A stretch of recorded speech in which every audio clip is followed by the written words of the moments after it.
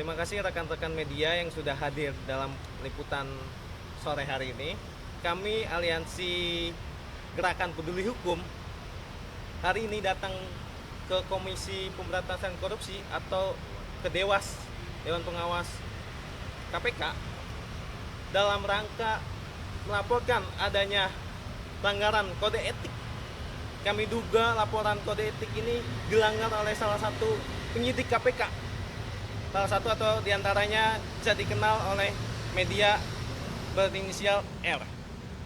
Hari ini kami datang karena penyidik KPK yang kita ketahui dalam rangkaian pemeriksaan Pak Hasto Kristianto dan saudara Kusnadi sebagai stafnya.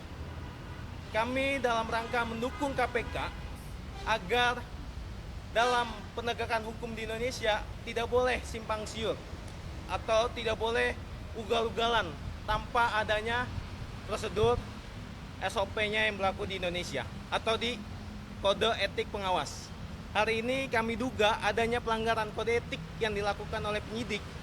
Kami bawa undang-undangnya sangat jelas, Undang-Undang KUHP, Kitab Undang-Undang Hukum Acara Pidana. Salah satunya acara formil, di mana acara formil menyatakan sikap bahwasanya undang-undang berbunyi tidak boleh suatu penyidik melanggar acara formilnya, jadi tidak berlaku nanti hukum acara pidananya.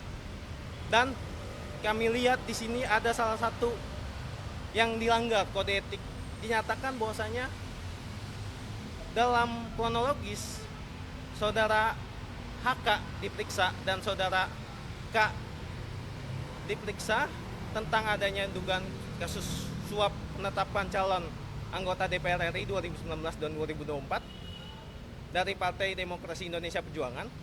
Saat melakukan pemeriksaan, di situ adanya pelanggaran, diduga pelanggaran.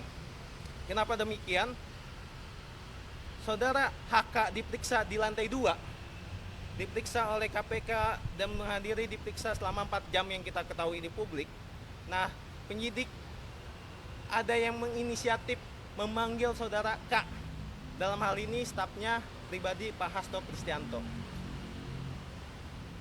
Stafnya Pak Hasto, Kak, dalam hal ini mengikuti perintah penyidik.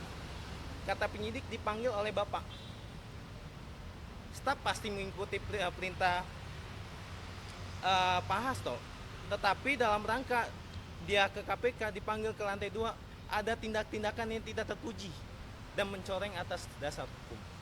Kita ketahui Kusnadi dalam hal ini tidak ada satu kaitan pun dengan kasus tindak pidana.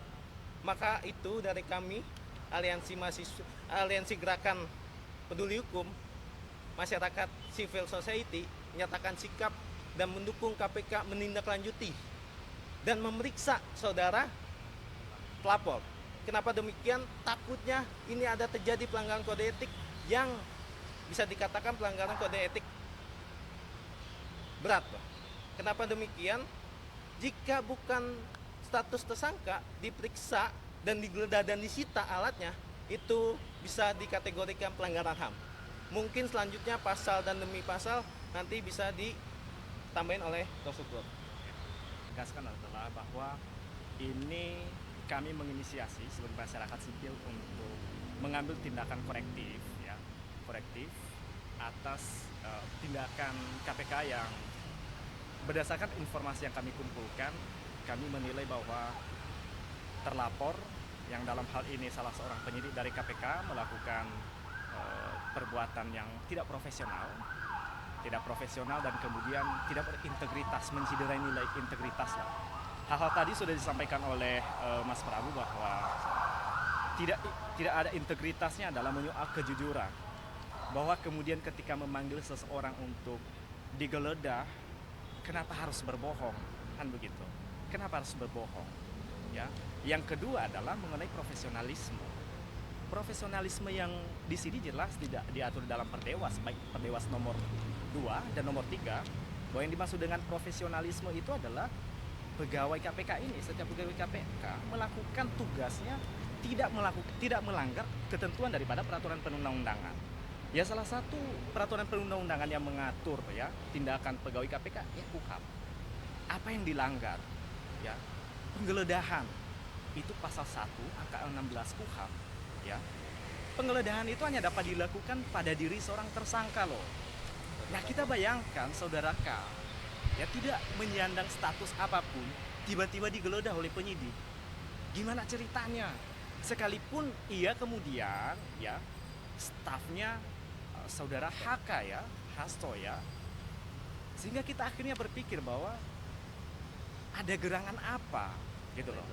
Apakah ada intervensi non hukum sebetulnya, ya, yang mencampuri urusan ini, ya, sehingga kemudian penyidik pun berani menerabas hukum acara, gitu loh. Nanti teman-teman media Iya. bisa bertanya kepada penyidiknya ya, Iya, menindaklanjuti dari kasus kami, laporan kami, bisa ditanya kenapa penyidik berani menerobos hukum yang aturannya itu dilanggar gitu. Apa ada intervensi? Kita tanda tanya ya. Kita kan masyarakat sivil ingin transparan dan akuntabel. iya. Jangan sampai masyarakat simpang siur isunya yang beredar di masyarakat. Jadi kita di sini pengen mendukung KPK menindaklanjuti laporan kami. Jadi, ya, jadi di sini kami tegaskan bahwa ya kami tidak ada kebencian terhadap penyidik atau terlapor, ya. Kami bahkan sebagai bentuk dukungan kami yang melakukan tindakan korektif ini supaya penyidik atau pegawai di KPK itu bisa memegang integritas dan profesionalisme sehingga citra KPK ini menjadi baik di masyarakat, iya kan? Dan KPK menjadi penegak hukum yang akuntabel. Jadi kira-kira begitu. Nah, terkait pertanyaan yang terakhir tadi, ya inilah makanya kami membuat pengaduan atau laporan ini, ya, supaya diperiksa apakah dugaan-dugaan pertanyaan-pertanyaan kami dari masyarakat ini benar enggak, ya, supaya fair aja ini proses hukum yang sedang bergulir ini. Kira-kira begitu sih, Pak Media. Bukti apa aja Bang yang dikelola, Bang? Video, gambar, bukti undang-undang yang dilanggar, serta salinan kronologis yang kami ceritakan di laporan kami. Jadi kronologisnya jelas, kita legal standing kita sebagai pelapor juga jelas, ada undang-undangnya, ada bunyi pasalnya, kita lampirkan semua.